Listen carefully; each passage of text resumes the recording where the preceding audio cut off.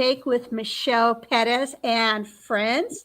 As you know, Michelle is a speaker, food story finder, author of her newly released book, Leaving Large. Michelle was a food addict and gained and lost 700 pounds in 40 years. She has found the secret to keeping the weight off through food stories. Michelle, the floor is yours. Thank you. Thank you so much, Dr. Colleen Meyer, moderator and producer extraordinaire, for that wonderful introduction. Thank you, Gina Cushenberry, who is our nutritionist, because we got to get the food right. She's on board with us tonight. And as Colleen said, I'm Michelle Pettis, the author, bona fide author of a new book already released, Leaving Larger Stories of a Food Addict, out and selling right now. So yay, super, super excited. And normally, Colleen, you have to remind me to talk about it. You don't have to remind me to talk about it tonight. You don't have to remind me to talk about it. Before I talk about the book, I do want to talk about the fact that we're here. It's 7:00. It's Sunday night. It's a brand new take, and what we do every Sunday night is we peel back the layers. We peel back the layers on why we eat what we eat. Right? Because it's not about the food, it's about the story behind the food. You can go all sorts of places, you can go all over the place and get recipes, and we do have them.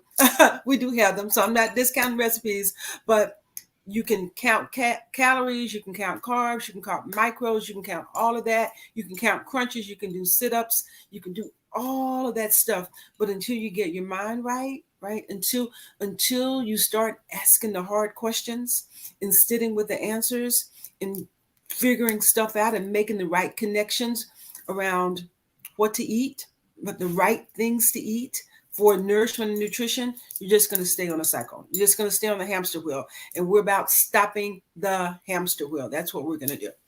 And I figured out after 40 years and 700 pounds being on the yo-yo, of mindless eating, of unconscious eating, of emotional overeating, because we all eat emotionally, all right? Experiential eating. After 40 years of that, I figured out how to get conscious, how to get mindful, how to get in alignment, how to stay in alignment, and find some peace. And I'd always be battling my body, my mind, and food. And I did that with food stories. And the book, I'm just going to take a break, and I want to read a couple things because this week has been so exciting with y'all. Just indulge me for a second with responses. So just one tonight, I have to put on my glasses. Just one tonight, I put in the group this sweet testimonial recommendation that I found my high school English teacher. I found my high school English teacher a year ago when I first started writing, and she's been so supportive. And tonight, this is what she sent me.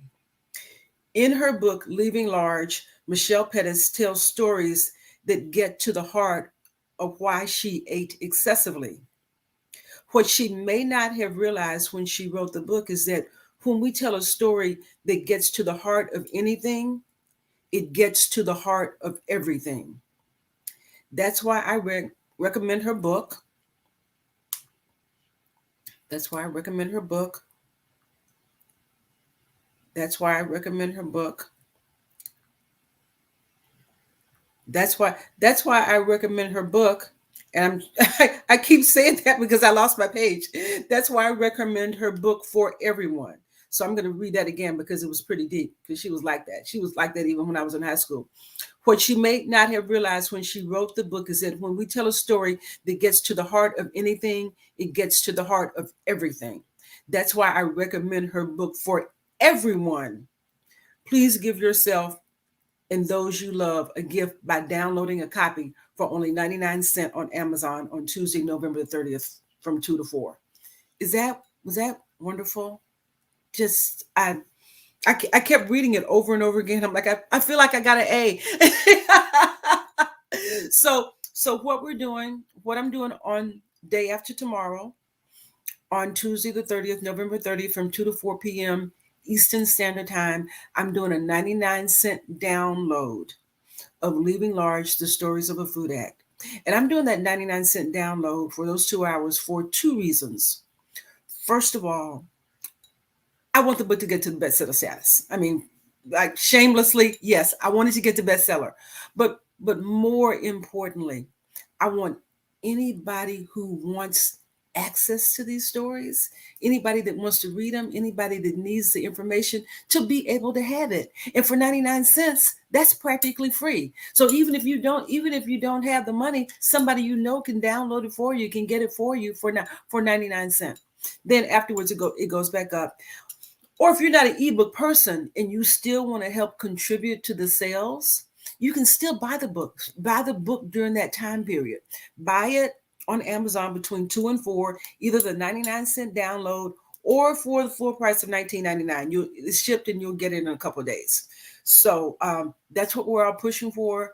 And I'm sure I'll talk about it. I'm sure I'll talk about it again later on tonight. But I just wanted to read that recommendation from her because I was so touched by it.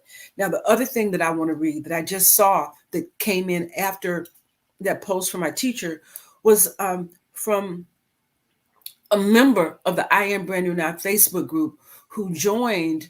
I'm not exactly sure when. She said I was an inspiration back in May. The group was an inspiration back in May, so she joined in the spring, which was really less than 6 months ago.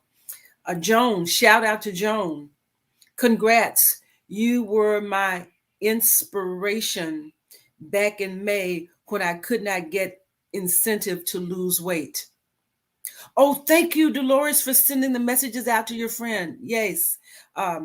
Despite poor biometric results, I just could not get started. Now, 7 months later, I'm down 40 pounds. I'm down 40 pounds. I mean, I want to cry. I'm so excited. I'm so excited about that. And here's the thing. Here's the thing about that. I don't know what Joan did, right? I don't know. I don't know what she did. I don't know what exercise what exercise she did, what movement she did. I don't know how she changed her diet. But here's what I do know that she did. I know she changed her mindset. I know she changed her mind. I know she changed what she believed. That's what she did. She changed what she believed. And now she's writing in 40 pounds. I'm so excited. I'm so excited and delighted for her. I hope that she's watching. I hope she will ping us. I hope we hear some more from her. Maybe we can get her on. Maybe we can get her on a Sunday night and have her talk about what her experience was like. But so big up Joan, and thank you and thank you so much. So those two things on the book, and then while I'm talking, just let me say this. I got a great review from Marita Golden, and I think I put that out. And if you don't know who Marita Golden is, she's the author of 17 books and just this awesome writer, author, teacher, scholar that has been on the forefront of health issues, mental health issues, and issues that impact Black families for the past at least 25 years. And so I'm going to be on a panel with her Wednesday night on November 1st. If you're watching in the DC area, or you live in the DC area, November 1st, Busboys and Poets, not Busboys and Poets. Oh, no. Mahogany Books on Good Hope Road in Southeast. Yes, colleague. Is that December 1st? Yeah, what did I say? November 1st? I meant December 1st. Yes, thank you. Wednesday. I'm so excited. Wednesday, December 1st at Mahogany Books, Anacostia Road. I mean, in Anacostia on Good Hope Road at Mahogany Books. We're going to be discussing her book, The Strong Black Woman, How a Myth Endangers the Physical and Mental Health of Black Women. And that just dovetails into what I write about. Right?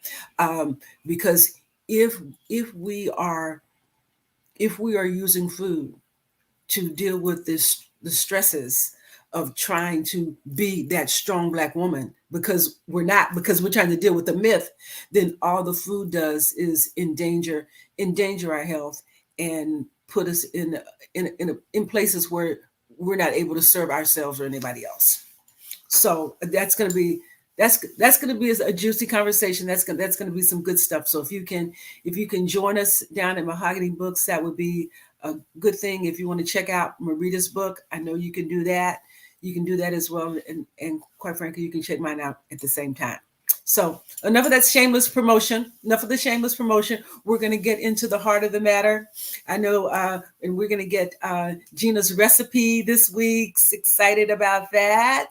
And what we do on A Brand New Take is we take this time on Sunday night and we deal with everyday situations that are related to food, and we break them down. We break them apart, because it is the daily experiences and the daily events and the daily just stuff that we have to deal with that has us sometimes thinking that we're hungry when we're actually frustrated, right? You got the address for Mahogany Books. Thank you. Mahogany Books, 1231 Good Hope Road, Southeast, DC, 220. Thank you so much. So these daily interactions have us thinking that we're hungry when we're actually something else. And so Colleen is going to read our dilemma for us this week's dilemma, this Monday dilemma. And if we had anybody weigh in on the answers, we'll get that. And then we'll find out what our expert Gina has to say. And then I'll just share my opinion for what it's worth. Okay, so our Monday dilemma for this week is: you are exercising daily and managing your diet. Your clothes are getting looser, but the scale is not moving. What do you do? So we did have some responses. Okay. One of them was, I think this was towards you, Michelle, thanking you for your daily affirmations and you are appreciated. And then another person said the scale is probably broken.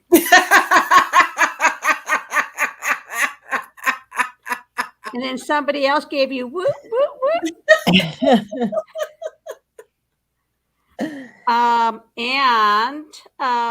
Let me see.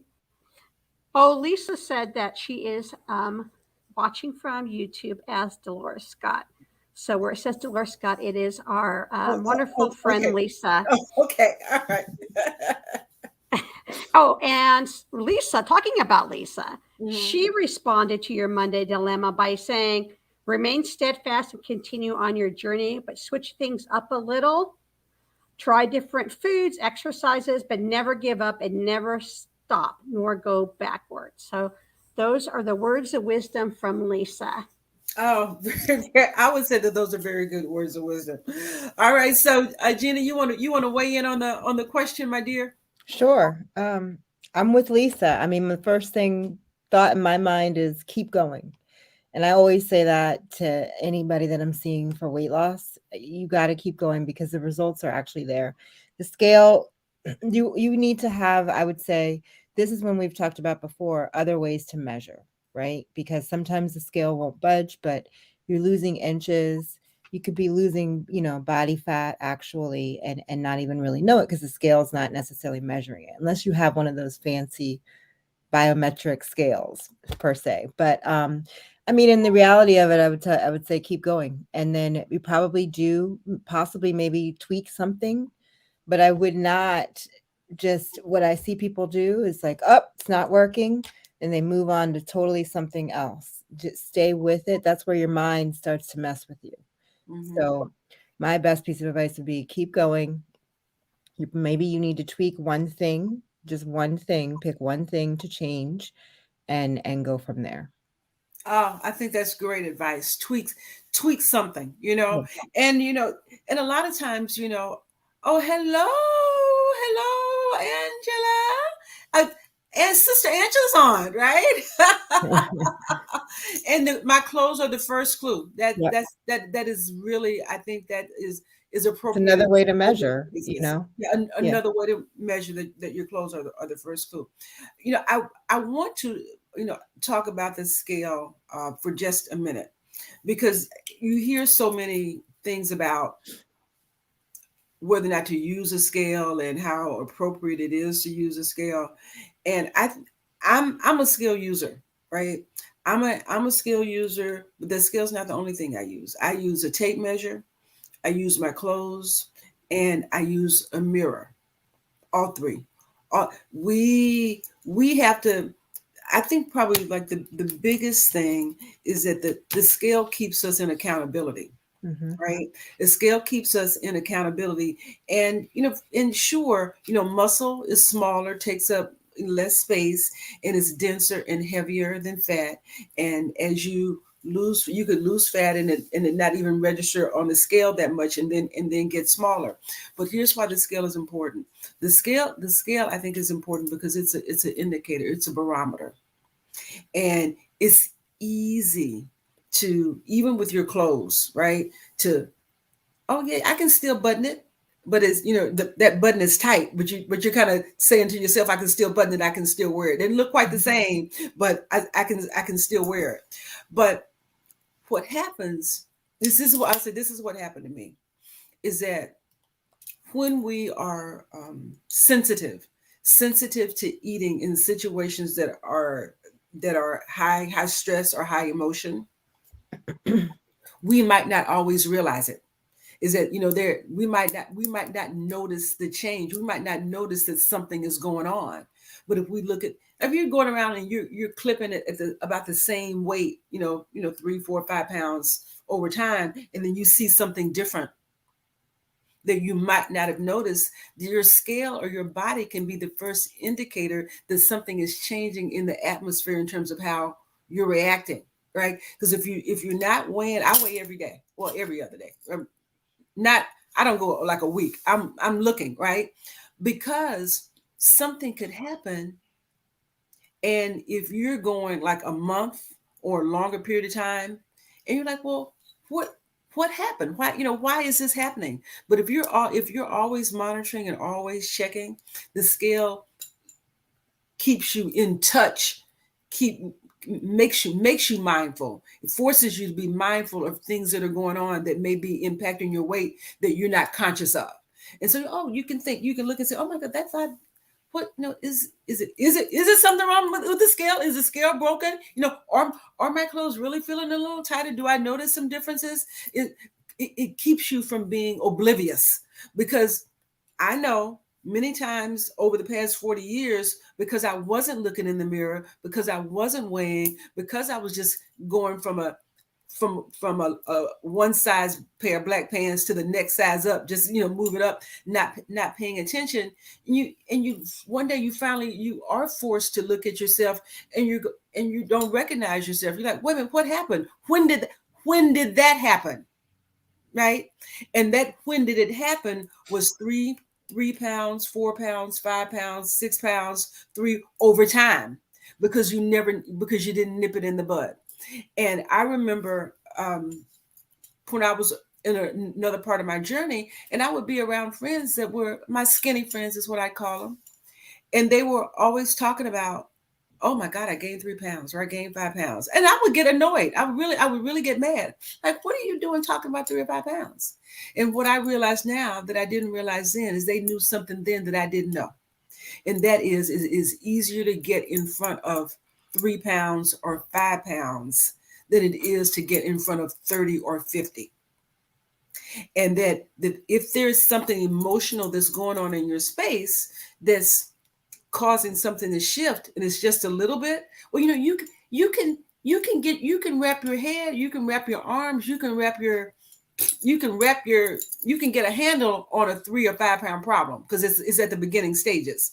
But if you just let that 3 or 5 pound problem, what do you call it, grow, you let it fester, right? You let it fester and never address it.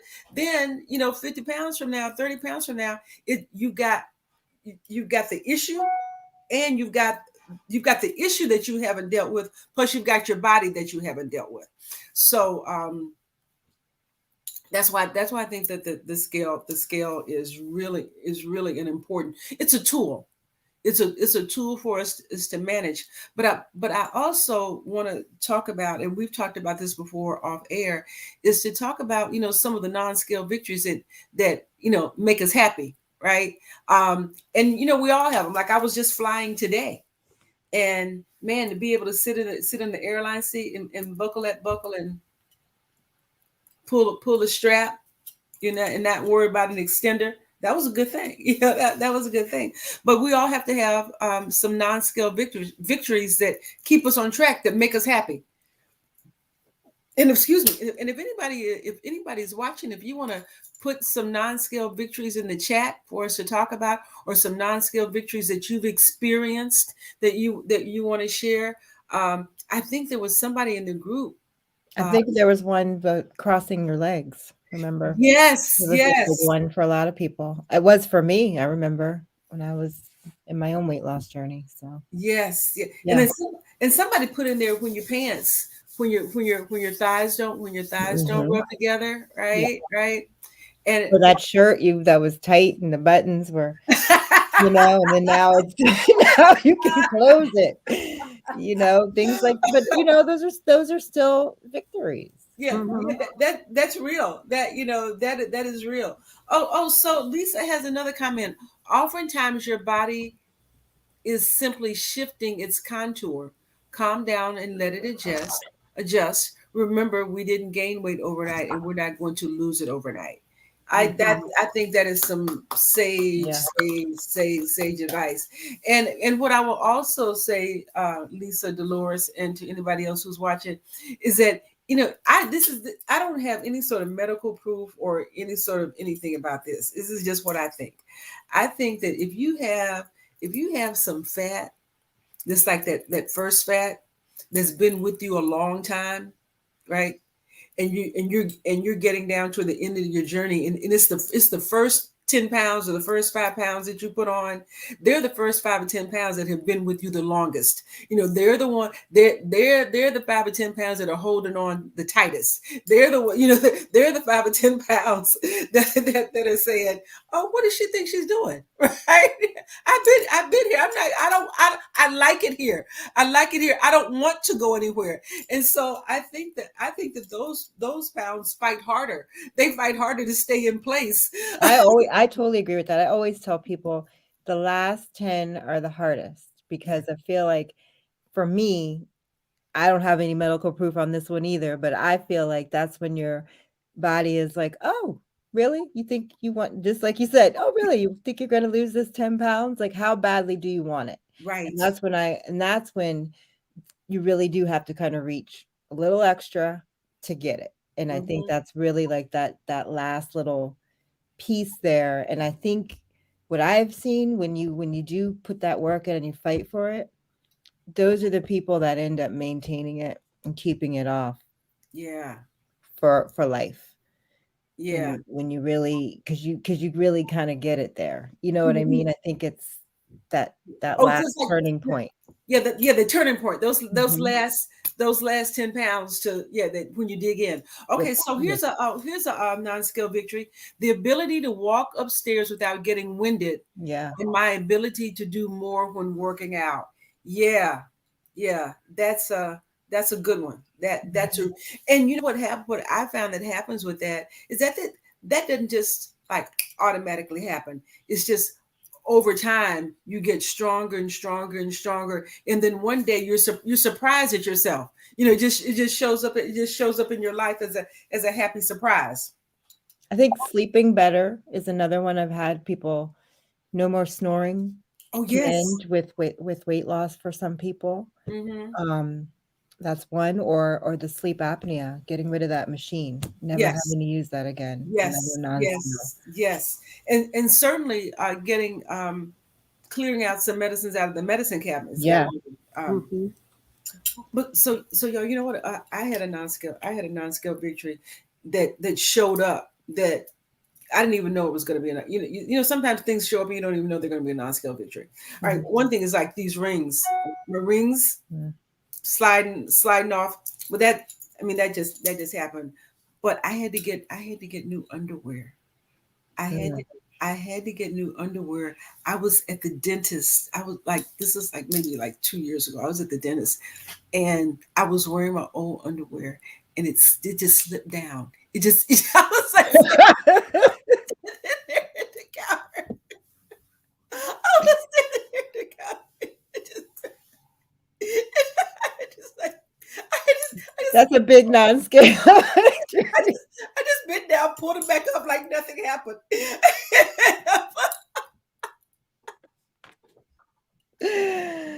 Oh, well, But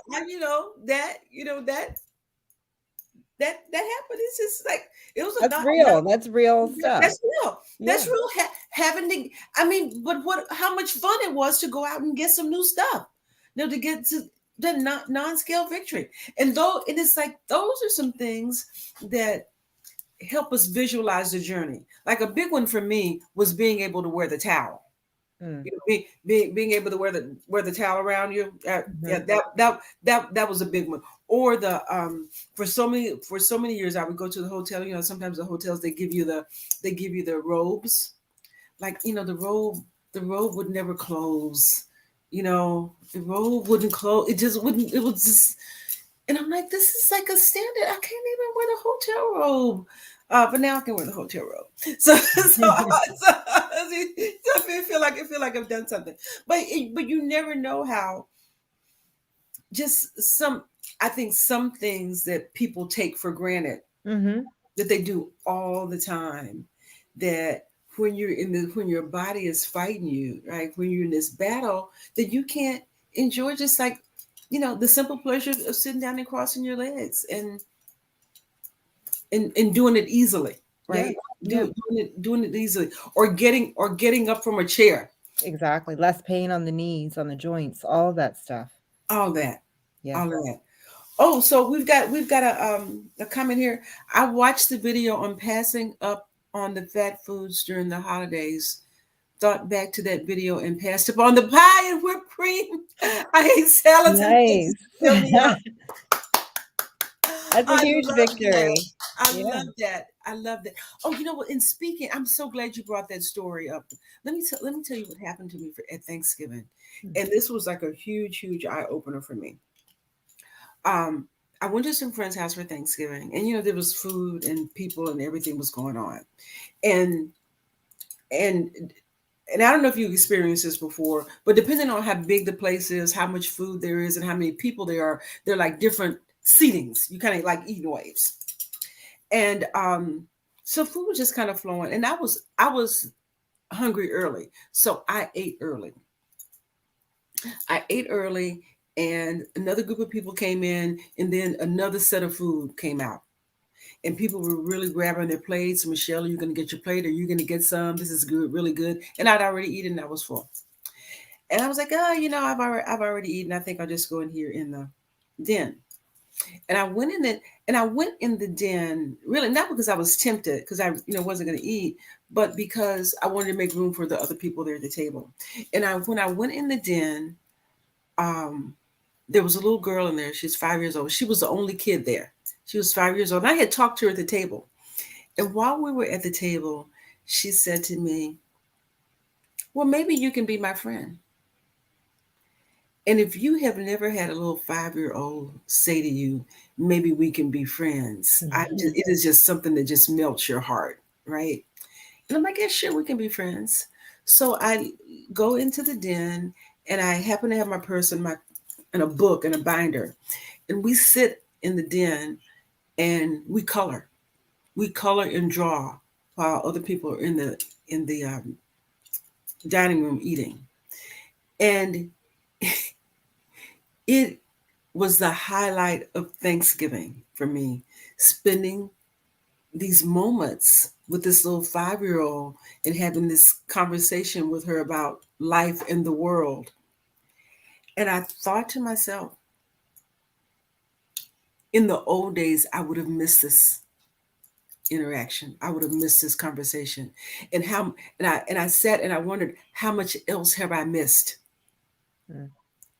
because I would have been in the old days, I would have been right there for that second round of food that I didn't need, instead of being open and present to to what this is all about. I mean, it's about human connection, it's about human experience, it's about how we love on one another, right?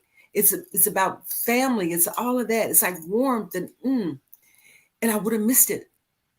And I just it was such a wonderful, wonderful day.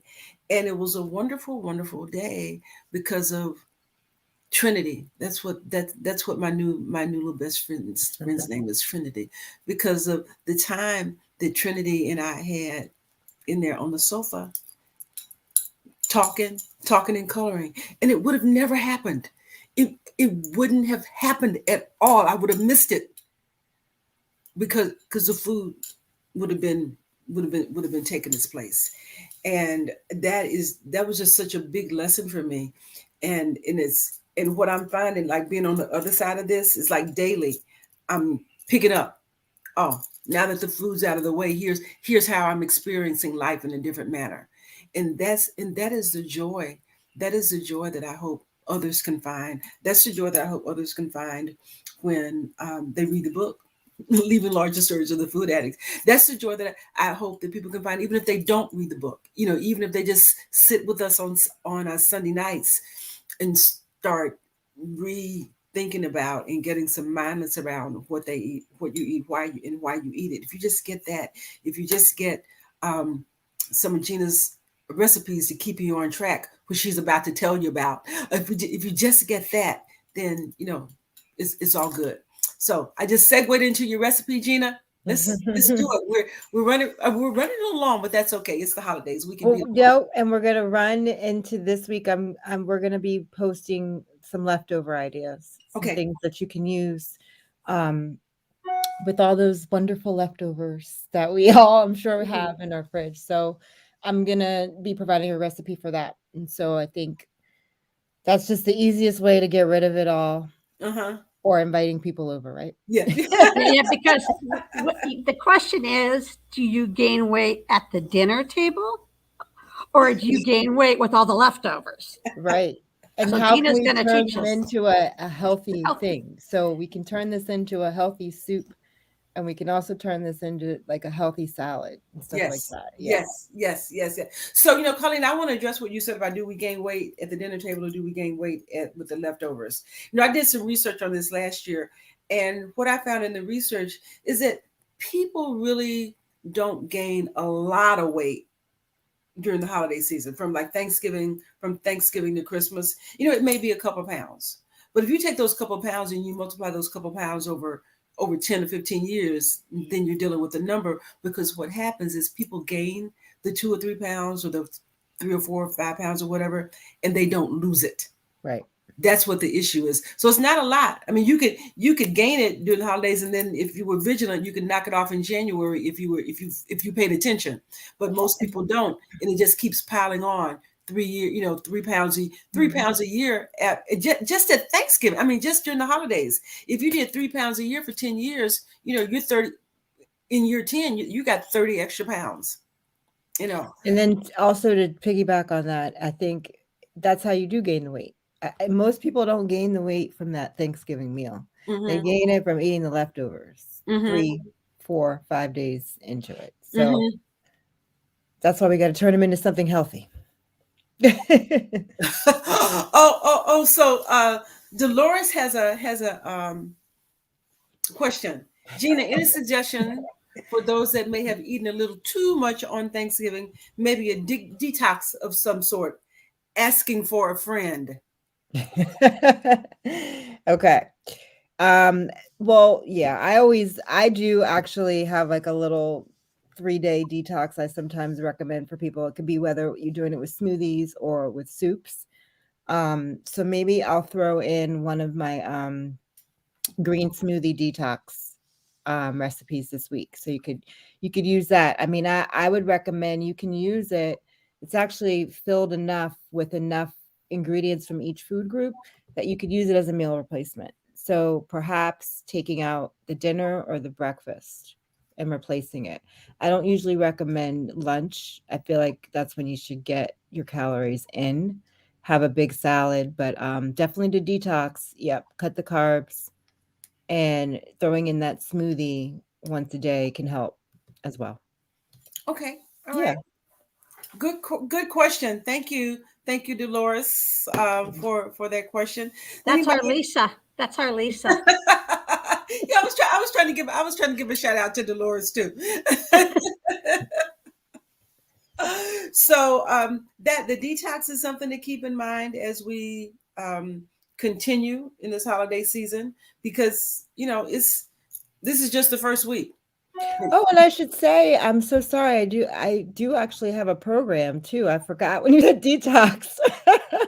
I do have a program that's for 4 weeks, Detoxify My Life, which gives you basically a meal planner and a plan for those 4 weeks on what to do, what to eat, and it also gives you a little detoxing for your life tips as well. Okay, all Yeah. right, yeah, and just while you're talking, just give folks sure how to your email address and how to get in touch with you. And Sure. You can find me on Instagram, Gina Trim Nutrition. You can also email me at ginatrimnutrition@gmail. And if you're interested in the program, I did co-create it with a friend. You can find the program and the details at therawgirl.com. the raw girl got time, the raw girl got.com. Yeah. Got it. Rawgirl.com. All right. So something to keep in mind as we continue throughout this holiday season, because we've got another 5 weeks of it. Another 5 weeks of holiday celebrations, of holiday food, and people are feeling a little bit more comfortable in the pandemic. There's more gatherings. There's more just Yeah. going out. So we just have to be mindful. And I do want to say that I was called out at Thanksgiving. I was at my sister's and we were having leftovers. And I said in the kitchen, "Oh my gosh, the best part of Thanksgiving is the leftovers." That's what I said. And my sister's son-in-law corrected me, and he said, "The best part of Thanksgiving is family." Mm. And I said, "You know what, Malcolm, you got me. I mean, that's the truth. The best part is family." And we remember that. We remember that. And when we focus on the family, we shift our focus from the food to family. It just becomes a better experience and a more memorable experience for all of us. And it takes practice. It takes practice when we have years and decades of the first question being, "What do you cook?" Yeah. What do you got? What do we have? And rather being, What are you bringing? or right, or what are you bringing, right? Rather than good to see you, I love you. Mhm. Some question that addresses our well-being. So we just start with little shifts like that. So we're gonna sign off. I think I want to thank you, Gina, for sharing your time and your expertise with us again on a brand new take. I want to thank you, Dr. Colleen, producer extraordinaire, moderator extraordinaire. I want to thank Lisa, who's watching, Angela, who's watching, whoever else is watching that didn't come on the chat, but you're watching and taking it in. And I want to thank anybody who's on the journey, who finds us, who finds the information, what we talk about, finds something meaningful to them, and just stay on it. I got 3 words for you: never give up, never give up, even when it's hard. So that's never. Not. It is not too late. Not as long as you have breath in your body, it's not too late. And now is the time. Not the first of the year, not tomorrow, not Monday, not next week, not when the kids get out the house, not now. The moment is now. Now, not never. And we'll see you next Sunday. Thanks for joining us.